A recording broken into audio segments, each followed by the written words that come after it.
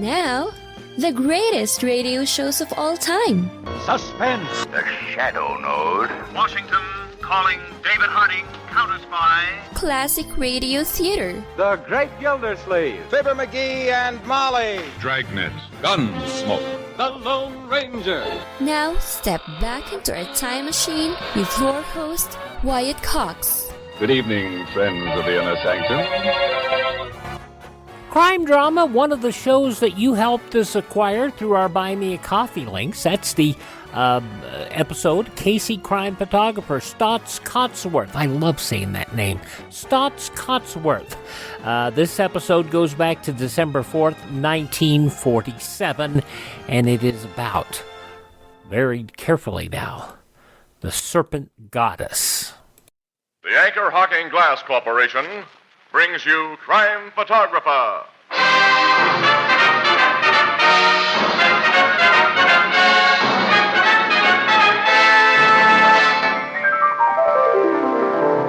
What's puzzling you, Ethelbert? One of those quizzes, and it says here, what are these men famous for? Sidney Porter, Samuel Clemens, Charles Dodgson. Well, they're all great authors. Well, how come I never heard of them? Well, you would if they printed their pen names. They're O. Henry, Mark Twain, and Lewis Carroll. Well, I'll be. Those names are famous. Everybody knows them. Mm-hmm. Like everybody knows Anchor Hocking, the most famous name in glass.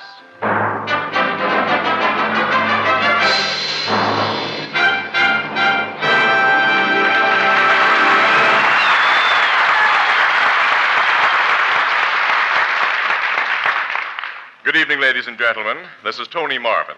Every week at this time, the Anchor Hocking Glass Corporation of Lancaster, Ohio, and its more than 10,000 employees bring you another adventure of Casey, crime photographer, ace cameraman who covers the crime news of a great city.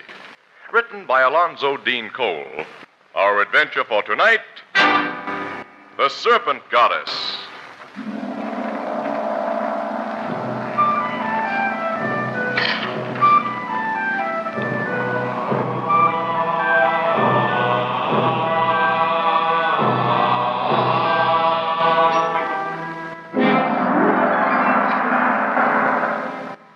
Afternoon, around 2 o'clock. A sumptuous suite in one of our city's finest hotels. There's a knock at the door, and a big, weather-beaten man opens it. I guess you're the newspaper folks who found me. I'm Dan Sykes. Yeah, thanks for giving us this appointment, Mr. Sykes. This is Miss Williams. My name is Casey. Oh, I'm real pleased to meet you, Miss Williams. Thank you, Mr. Sykes. You're a swell-looking kid. Thanks again. Come in, make yourself at home. Thanks. Well, what can I do for you? Well, through a mix-up, Mr. Sykes, our paper didn't have anyone at the airport this morning to cover your arrival with Mr. Johansson. And the Morning Express wants to rectify its blunder now with a special interview. Pictures, too. Take all the pictures you want and ask all the questions you want. Well, we'd like to have your partner, Mr. Johansson, in on this. We phoned him, but he wasn't in. Oh, Chris went out to look for a cheaper place to live. He ain't like me. I'm going to enjoy my dough. According to our news service reports, you and Johansson have already sold part of the emeralds you found in South America for over $1 million. That's right. I'm a nouveau rich. But we didn't sell the best ones. We brought the eyes back here to the States with us. The eyes? Well, that's what Chris and I call the two big emeralds we found. Reports on how you found all those emeralds have been rather conflicting, Mr. Sykes. What's the real lowdown? Well, Chris and I were flying an old crate out of Caracas on our way to Lima when a gas line broke and we had to bail out over the jungle. While we were trying to find our way out, we come onto some ruins of an old Indian town, and under a stone we accidentally knocked over, we found them emeralds. And that's all there was to it. There wasn't another man with you and Mr. Johansson? No, we were alone. Well, the first story we got on you fellas was that two very sick men, one with a pocket full of emeralds, had staggered into a village at the edge of the jungle, raving about a third guy they'd seen crushed to death by a big snake. A huge boa constrictor or an anaconda with, of all things, a human face. Yeah, well, naturally, a yarn like that made news. One of them South American reporters dreamed up that crazy stuff. Whoever saw a snake with a human face? Excuse me, someone at the door. Oh, hello, Chris. I think I find me a place to live, Sykes. But such high prices. Oh, you got company. Oh, they're newspaper folks. This is Chris Johansson, Miss Williams. How do you do, Mr. Johansson? Well, you are a pretty lady, Miss Williams. And this is Casey. Hello, Mr. Casey. How are you? They've been interviewing me about our emeralds, Chris. I just been telling them that snake story was a lot of bunk. Sykes and me was alone in that jungle. Also, we are not afraid of no drums. Drums? One of the goofy stories they told about us was that when we come out of that jungle, we raved about hearing drum beats all the time. We was sick with fever, Sykes. We didn't know what we were saying. We never said anything about drum. No, we never said nothing because we had no reason to. That's right. Yeah, I would like a drink, Sykes. I see you got a bottle there. Hey, help yourself. Well, what other questions you want to ask, Miss Williams? I'd like to know Sykes. who you're A drummer. It can't be here. No, not in the city. It can't be here. What's the matter with you fellas? Nothing. Nothing. Oh, there's music now, Chris. Huh? Look out of this window. There's only some Salvation Army folks down there with a bass drum and a couple of horns. Yeah, just Salvation Army people with an ordinary old bass drum.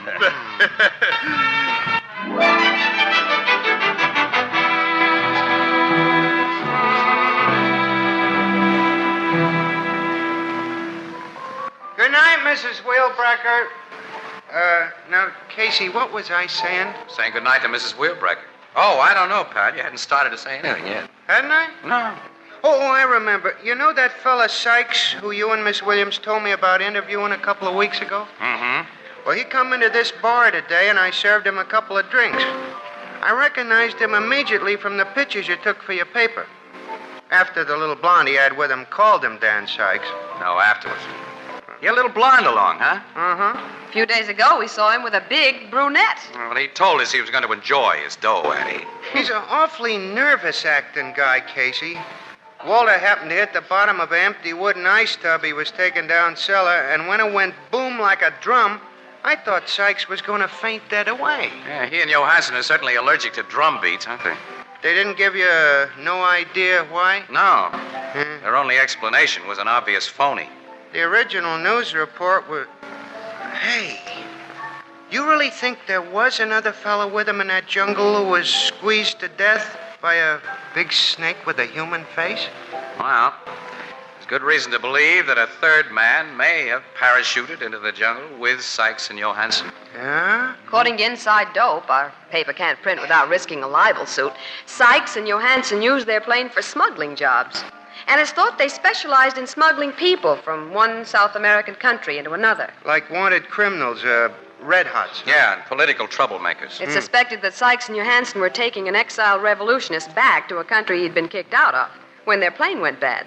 And that he's the other man they talked about when they came out of the jungle. They were both delirious from fever then, but when they recovered and knew what they were saying, they quickly changed their story. You figure they told the truth while they were delirious. Well, they couldn't help it. Then it must have been true about the third guy getting crushed by a big snake.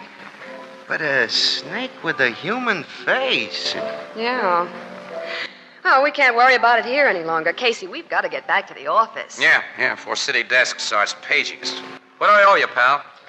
It's only 60 cents. Oh, only 60 cents. Too bad. I guess I got that much. Oh, excuse me. There's the bar phone. Hello? Just a second. Your city desk is paging you, Casey. Huh? Oh, gimme. Oh, this is Casey. 301 Hawthorne Street, apartment 3A. Okay, I got it, Burke. What goes there?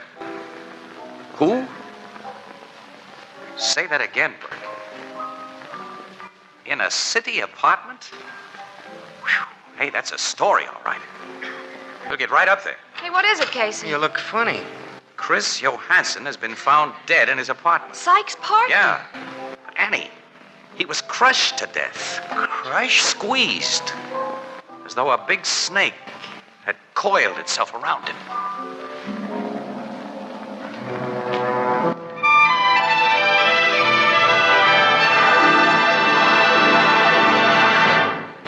From December 4th, 1947, Casey Crime Photographer on Classic Radio Theater with Wyatt Cox.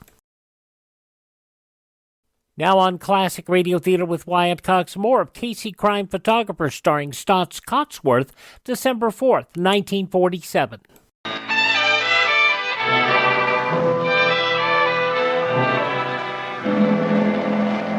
Captain Logan, did the medical examiner say that a big snake? He didn't say a snake did it, Miss Williams. He merely said that, well, that a python or boa constrictor were the only things he knew of that would kill in such a way. Johansson was literally squeezed to death by something big and smooth that coiled around his entire body. In this apartment? Yes, Casey. Well, what do you think, Captain? Only that a snake big enough to do the killing didn't do the killing. That's too crazy, Miss Williams. Oh, nuts, Casey. I just can't figure this one out at all. You know about the first news story we had on Johansson and Sykes, huh? Yes, I think you told me about it, but, well, that fantastic yarn can't have any bearing. Naturally, you're going to question Sykes. My men have orders to bring him here as soon as they can find him. Here's your sergeant now, Logan. Now, maybe now we'll get the lowdown. You found Sykes at his apartment, Sergeant? Yes, Captain. I gave it to him cold about Johansson's death. I thought he was going to pass out on me. Especially when I told him it looked like the job of a big snake. He kind of whispered to himself, "She followed us." She followed us? Yes, sir. Well, were you able to find out where he was last night when Johansson was killed? Well, Sykes was throwing a big party in his place. His alibi is perfect. Now bring him in. Yes, sir. She followed us. That's a screwy one, Casey. Yeah. Another screwy one, like his fear of drums. Mr. Sykes, sir. Oh, I'm Captain Logan, Homicide Bureau, Mr. Sykes. You already know Miss Williams and Mr. Casey. Let me see Chris. The body's still in the next room where it was found. Step in. Take a look. So that's what she does to a man. Who is this she? Let me out of here, Captain. I can't look anymore. Now, let's go back into the other room. Sit down, Mr. Sykes, and tell us what you know about this thing. I may as well tell you. I know now there's no way of getting away from her. Vasco said we couldn't. Vasca? She got Vasco first. Now it's Chris. Soon it'll be me. Will you explain what you're talking about? Okay. There were three of us who bailed out of the plane over the jungle. Casey, Quiet, Eddie, quiet. Vasco had caused a lot of political trouble in his own country, and he'd been told to stay out of it, or else. He paid Chris Johansson and me $1,000 to fly him back there without anyone getting wise. We'd have done it if our plane had gone wrong. But it did, and we had to jump.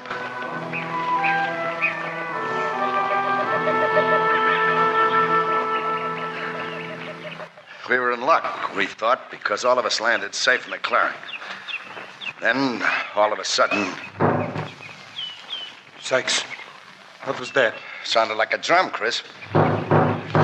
It is a drum. Oh, that's nuts, Vasco. There's nothing but animals in this part of the jungle. You saw it from the air. We're deep in the bush. Look there. Yeah. Guys with spears and clubs. Indians. They are all around this clearing. You got the only gun, Sykes. Shoot. No, don't. The biggest man have laid down his spear and lift his hand in a sign of peace. Say, they're all laying down their weapons. It looked like they are coming as friends.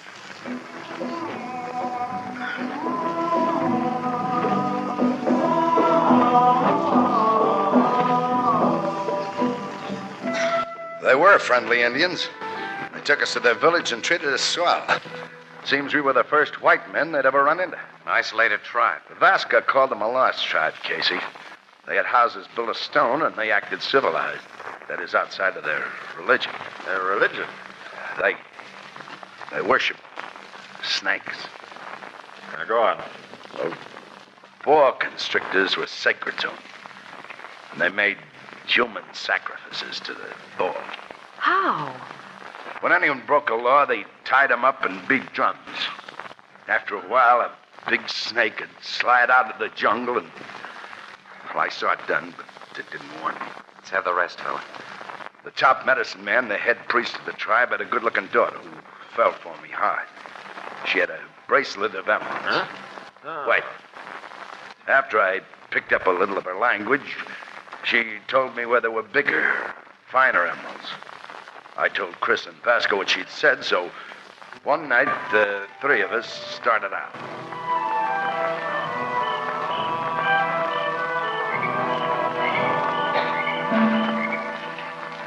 We must be getting close to the place she told you about, Sykes. Yeah, as I get it from her, Chris, we'll find a long stone building completely hidden by jungle growth. Hold your torch higher, Vasco. All right. I do not like this business, Sykes. You gonna start that again? If they catch us before we can escape, well, you have seen what happened to men who break their laws. They're not gonna get me squeezed by any big snake, not while I have a gun. Listen. Those drums. I hear.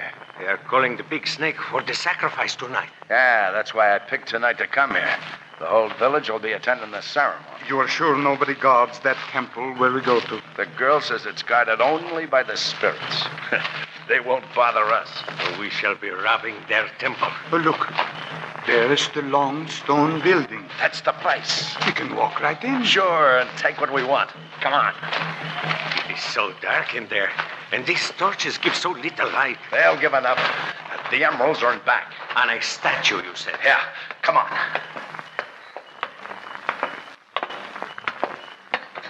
Sykes, I see. Hold it. A snake. A big snake. Run, get out. Chris, you fool. It's the statue. The statue. Yes, Chris. Carved of stone with a human face. Look, I see now. It has a woman's face. Its eyes are emeralds. The biggest I've ever seen. And that emerald necklace. We'll be millionaires, Chris. Yeah, millionaires. I'll climb up and get them. What's that? The drum. It started when you touched the snake statue. Maybe it's a warning. Buck, hand me your knife, Chris. Here. And be quick, Sykes. You are going to... Do what I came to do, Vasca. Cut off this necklace and pry out them emerald eyes.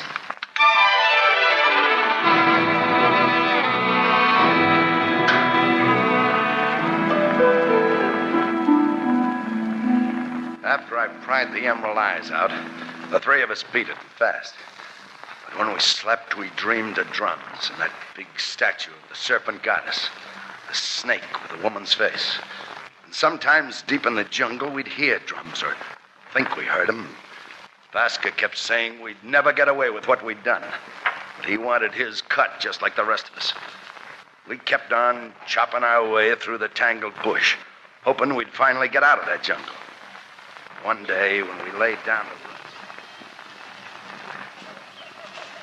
There is no reason, Sykes, why you do not divide those emeralds now instead of waiting. I told you. Chris and I have voted no. We're 2-1. Yes, 2-1. And every day we get closer to the edge of the Will jungle. you cut it out, Vasca? We ain't going to do nothing to you. Not a thing. It's your turn to scare up some grub. Suppose you get at it. Why will you never lend me your pistol, Sykes? Use your knife. I told you. I'm a good shot, and I don't waste bullets, and I'm saving the few I've got left. For what? For emergencies, of course. I see. Now, get going. I'm hungry. I go. Listen. To what? I don't hear nothing but birds. I hear drums. I don't hear any drums. You don't hear them now? No. There are no drum sounds. Maybe I hear them because I will be the first of us to pay for robbing the Serpent Goddess. I go to hunt for food. Guy's driving me nuts, Chris. Me too. Sykes, you didn't hear no drum? No, I'm sure. Did you? I do not think so. I'm not always sure. He said maybe he heard him because he'll be the first of us to... Sykes, it's Vasca. The snake, help me! Snake? Come away, Sykes. Run. Away, Chris. Away!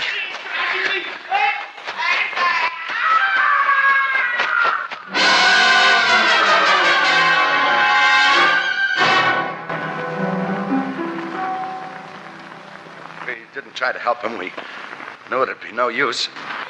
We were afraid. Just left the guy to die, huh? Yes, Casey. All we did was run until we dropped and couldn't run anymore. And then the fever got us. I woke up in a village where the news reporters came, and, well, Chris and I denied the true things we'd said while the fever was in our heads because... I can guess why you denied this story. Now she's followed us. She's paid off Chris, and I'm next. And from December 4th, 1947, Casey Crime Photographer on Classic Radio Theater with Wyatt Cox. The conclusion follows these important messages.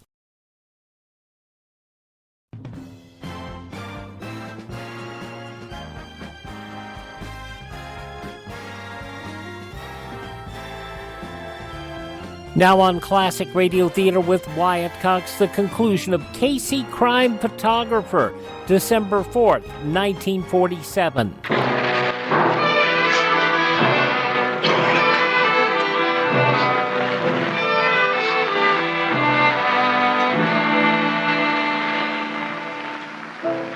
I didn't see nothing in the paper today about Johansson killing Casey. Ain't Captain Logan going to arrest Sykes? What for? His alibi was 100%. Yeah, but he confessed to stealing them emeralds. In another country, pal, from jungle Indians. Oh. There is one thing, Ethelbert, but it doesn't look very promising. What is it, Miss Williams? Well, Logan's turned up a witness who says he saw Johansson let a woman into his apartment about a half hour before he was killed. A woman? Yeah, described as a small brunette and carrying a small leather traveling case. Oh, a little skinny girl couldn't squeeze a big guy to death? No. You think Sykes will be bumped off like Johansson was and that Vasca? Well, he seems to think so. That's funny. That guy's trying to pack a month of life into every hour because he figures every hour will be his last. Say, Annie, what do you say? Let's drop off at his new apartment on our way home. Maybe we can cheer him up a little. Okay, Scout, if you must do a good deed. Well, it's a selfish good deed. I'd like to hear Sykes talk some more about that guy, Vasca.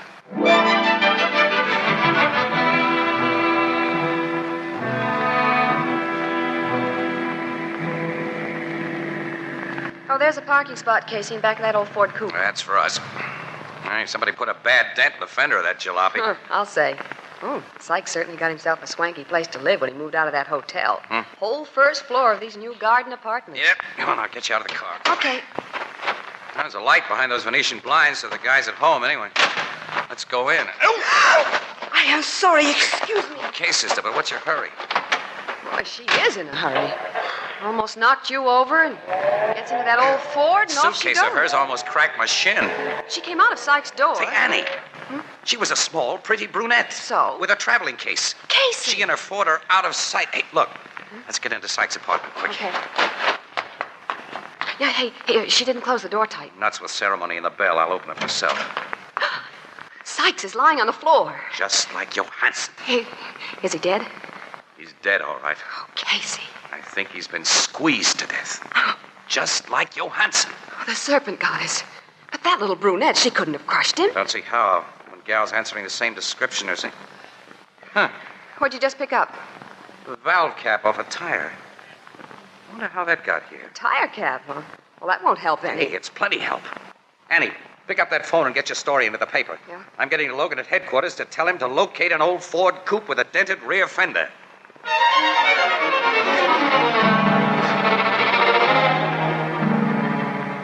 That's the car, Logan, I'm sure of it. Well, the garage guy here says that Ford belongs to a Miss Isabella Vasca.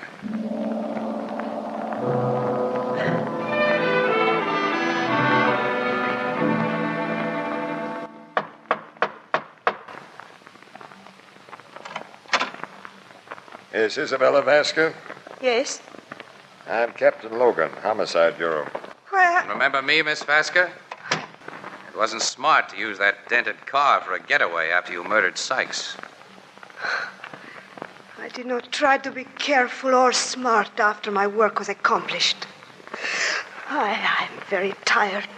Please, take me to jail. You admit the killing of Sykes? I proudly admit it, for I am Pedro Vasca's sister. So that's the connection. Where is your brother, Miss Vasca? We never really believed he was killed by any human-faced boa constrictor. He wasn't. He got out of the jungle. And he wrote me a letter. Tell me about it. My brother was sure those men, Sykes and Johansson, intended to kill him. So when he called to them that the Serpent Goddess had him in her coils, it was a trick. He knew they would run away quick and leave him as they did. Then, alone, he made his way to a village at the edge of the jungle, where he wrote to me of everything that has happened and asked me to avenge him. How did you do the job in such a fancy way, Miss Vasca? How did you crush those men to death? I know how she did that, Logan. You know, Casey. I think so. How? First, I want to know why she did it. Why didn't your brother do his own avenging, Miss Vasca?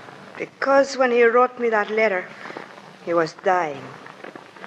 Just before he reached that village at the edge of the jungle, his body was broken in the coils of a big snake.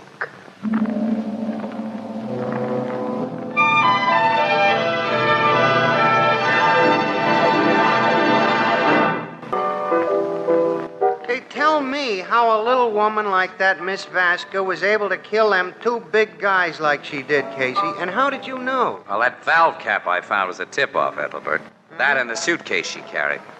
And that suitcase contained a long, thick rubber tube and a portable electric air compressor pump. And Isabella Vasca's a pretty woman, Ethelbert. Both Sykes and Johansson were wolves. She let them pick her up and take her to their apartments, and then she tapped them on the head with a well-padded blackjack that left no mark, and wrapped the big tube around them and inflated it with the electric pump. You know, if a doctor ever used one of those blood pressure gadgets on your arm, pal, you know how air can squeeze. Of course, a doctor only uses a small bulb to pump it in a small tube. Gee, it was as simple as all that. Mm-hmm. Well, all this certainly wrecks the notion that Serpent Goddess was paying off them three for stealing her emeralds. Does it, pal? Think about it, Ethelbert. Gee.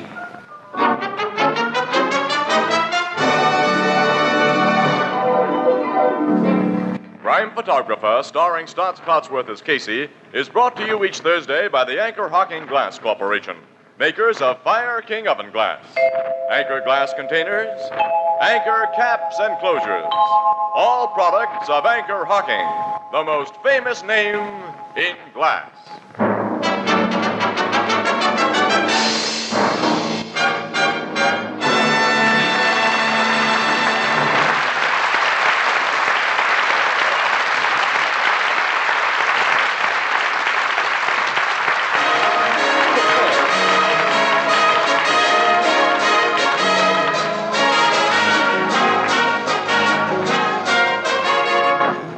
Crime Photographer is directed by John Deese. The original music is by Archie Blyer, and the program features Miss Jan Miner as Anne and John Gibson as Ethelbert. Herman Chittison is the Blue Note pianist. Help save lives by buying Christmas seals. These seals support the fight against tuberculosis. Buy and use Christmas seals, and be sure to mail your packages early. This is Tony Marvin saying goodnight for the Anchor Hocking Glass Corporation of Lancaster, Ohio, with offices in all principal cities of the United States and Canada. This is CBS, the Columbia Broadcasting System.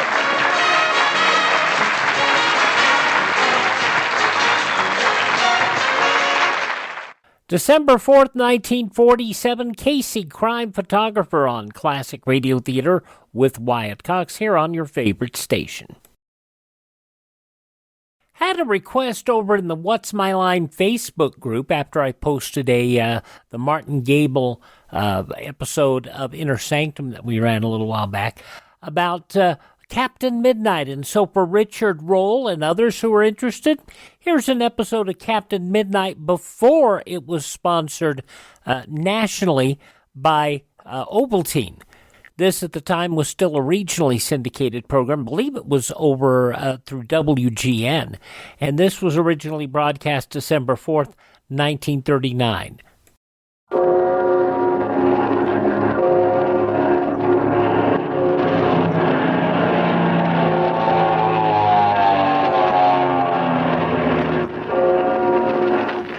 The Skelly Oil Company presents Captain Midnight.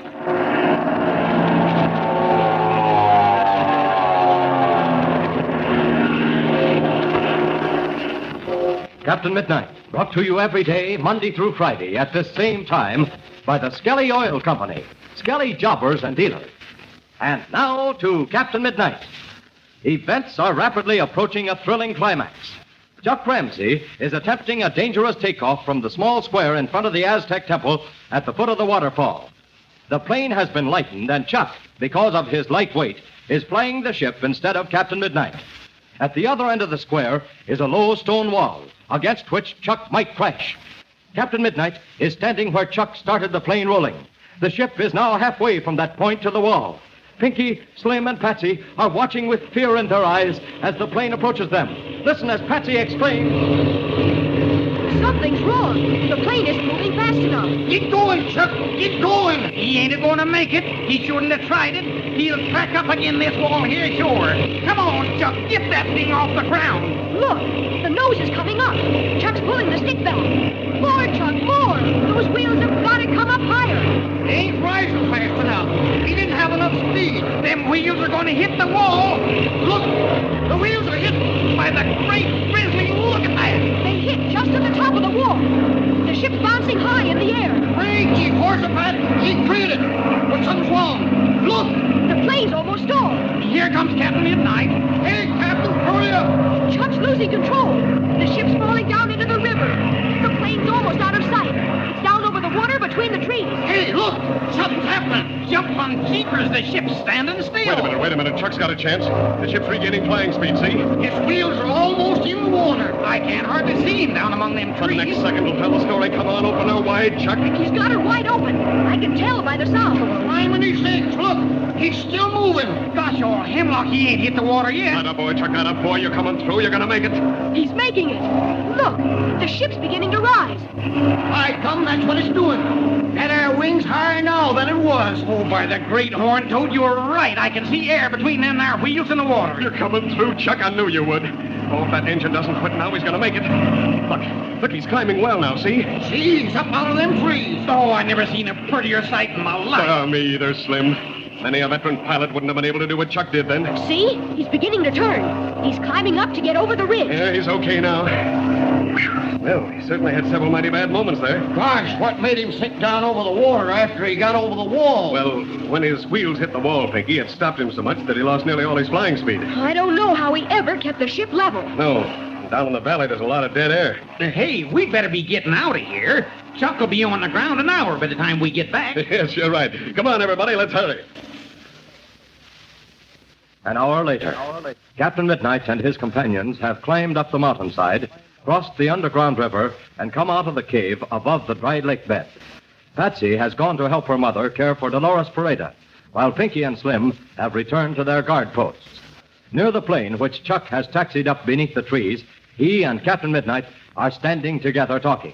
Let's listen as Captain Midnight says, Well, Chuck, my sincere congratulations. You put on as nice a job of flying as I've ever seen. Gosh, Captain, thanks a lot. But I was awfully lucky. I still don't know how I managed to keep that ship in the air. No, it wasn't all luck, Chuck, not by a long shot. You showed the result of training, and best of all, you kept cool. And it'd have been very easy when your wheels hit that wall to have become excited and lost your head. I knew there was only one thing to do. I could feel I'd lost almost all of my flying speed, and with the motor already wide open, the only thing I could do was to shove the nose down. Mm-hmm. But it looked as though I was going to hit the water before I'd picked up any speed. I wouldn't be a bit surprised if the treads in your tires went a bit wet. One time, I certainly didn't see any air between them and the water. Oh, gosh, I know I was awfully low. But I had such a hard time keeping the ship level that I couldn't think of anything else. Yes, I know. You were down there in a pocket, nothing but dead air. I guess the controls were rather wobbly, weren't they? I'll say they were. I thought a wing was going to drop off any second. Well, now that's over. We've got to look into the future. We've accomplished our first objective, which was to gain possession of 2 planes. Now that we have them, we must use them to advantage. I noticed you divided up the gasoline evenly between the ships. Are we going to do some flying right away? I did that as a safety measure, Chuck. We can't tell what's going to happen. The way it is now, both ships have a couple of hours' supply of gas. If there were only 4 of us, we could fly out of here. Yes, I know, but that's impossible. However, I had a long talk with Senor Pareda this morning. He and I are leaving on a trip. Gosh, Red, can't I go? No, Chuck, no. You're more valuable here. That forced landing on the Temple Square and this takeoff have shown me how much you can be relied upon. You've got plenty of courage. You can keep your wits about you. That's mighty important. Where are you going, Red? We're going to try to get help from the authorities. Senor Pareda didn't want to, but I persuaded him it was the best thing to do. He didn't want to? Well, Chuck, He's always handled his own affairs without any outside help. Sort of like a feudal lord. I see. He felt he should be able to fight his own battles. When do you think you'll be back? We're going to take off at dusk. I think it best to fly at night and thus avoid shark pilots. We should be back later on in the night, certainly before daybreak. Gosh, Red, I just thought of something. Yeah? You remember the mix-up we got into when we thought that one of Shark's pilots was flying the Spartan? Yes, I remember that only too well. Better fix up some kind of an identification for the plane I'm flying. Shark's planes are the same color. We don't want to make any mistakes. I'll say not. Now, listen, I'll tell you what I'll do. I'll tie a small white streamer to the tail skid, so you'll be sure to know me. That's swell. Now, is there anything you want me to do around here? Only this. Make the rounds of the guard posts at least every 2 hours. Be sure the men are awake and on their toes. Okay, Red. I'll be sure and do it. Now, can you think of any other questions? Yeah. Suppose something happens and you don't get back here. You know, we've had a little trouble with these motors, and you might have a forced landing. Yeah, that's very true, Chuck. Well, the town to which we're going lies due north and is almost exactly an hour's flight. If we're not back an hour after daybreak, you take off, fly to this town, tell your story to the authorities. Tell them you're an American citizen. Show them your passport. I had hoped we could wind up our business down here without troubling the Mexican government. But it doesn't look as though that's going to be possible. Okay, Red. I'll remember. Well, I guess that's all. If something unexpected happens, you'll have to use your own judgment. So far, I'm glad to say it's been pretty good. Well, thanks, Captain. I'll do my best. Yes, I know you will, Chuck. Now, I'm going to get some much-needed rest. Be sure and call me about an hour before dark. And at the exact moment this conversation between Captain Midnight and Chuck took place, 2 men were creeping through a hidden jungle trail, and as we find them now, they are emerging into the open square in front of the Aztec temple. They are Ivan Shark and his chief pilot, Gardo, standing not far from the waterfall. Let's listen as Ivan Shark says. Yes, Gardo, the Indian guide was right. That trail led directly to the temple. Say, this is some place, Chief. Look at that waterfall. It kind of gives you the shivers. At one time, Gardo, this scene was one of barbaric splendor. Yeah, that kind of lingo's over my head, Chief. I don't get you. Huh? Yeah. It is just as well. You have no imagination, Gardo, and that is a good thing. What did they use this joint for anyway, Chief? You see that massive block of stone in the middle of the square, Gardo? Why, sure, Chief. I'm looking at it now. Well, that block of stone is an altar. Once a year, the high priests of the tribe sacrifice the most beautiful maiden in the tribe. You mean they killed her? That's exactly what I mean, Gardo. First, they bathed her in the water from the fall. Then they put her on the altar in the presence of all the people. Gee, I don't like to think about it, Chief. It gives me the creeps. No, Gardo, it is not a very pleasant thought. But to a man of my intelligence, these things are highly interesting. But we must leave such matters and get back to other things. Yeah, we better be thinking about the parade of treasure. Yes. Now, as soon as I've completed a preliminary survey of this place, we will investigate the underground dungeon. But first, we must... What's wrong, Chief? What are you looking at? The plane, Gardo. The plane that Chuck Ramsey landed here. Where is it? Yeah, I don't know, Chief. It was on the edge. Must have fallen over into the water. You are sure it was not flown out? Well, how could it, Chief? Look for yourself. You're right. No one could fly out of here. Now, about this trail up the mountainside. Oh, there it is, Chief, on the right of the waterfall. Shall we go up to it? No, not now. I have just thought of something. If this trail can be used by Captain Midnight and his friends, it can also be used by us. Hey, Chief, you're right. We can slip up this trail and give them the works. I will think about it, Gardo. We do not have time today, and tomorrow we will be busy with the cattle drive. But on the day following, we will put my plan into effect. Yeah, Captain Midnight thinks we don't know about this trail. Yes, Gardo, and that is the beautiful part of it. We will gather all our men together, keep up this path, and surprise Captain Midnight. Yeah. And what a surprise that will be, Gardo.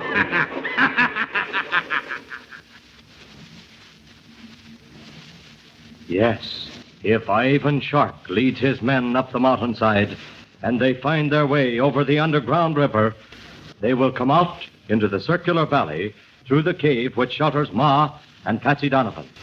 And by doing this, they can take Captain Midnight and his friends completely by surprise. What will happen next? And don't forget to tune in again tomorrow, same time, same station, for further transcribed adventures of Captain Midnight, brought to you by the Skelly Oil Company, Skelly Jobbers and Dealers. Will Ivan Shark be able to take Captain Midnight's party by surprise? And where have Captain Midnight and Senor Pareda gone? Be sure to listen tomorrow. Until then, this is Don Gordon, your Skelly Man, saying goodbye and happy landing!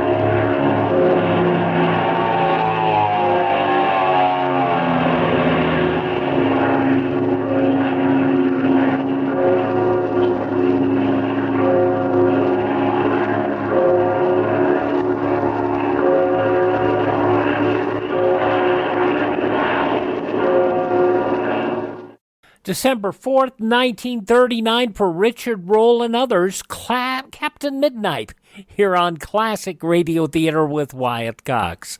Thank you for tuning in. Visit my webpage, classicradio.stream, where you can stream our shows, learn more about classic radio collecting. You can stay up to date with what's going on here at the on the radio mountaintop. And you can also contact me, follow our social media links, buy me a copy to help us continue bringing you classic radio theater and acquiring additional collections to broadcast. Tell all your friends the great radio shows are right here at this spot on the dial. Classic Radio Theater with Wyatt Cox on your favorite radio station.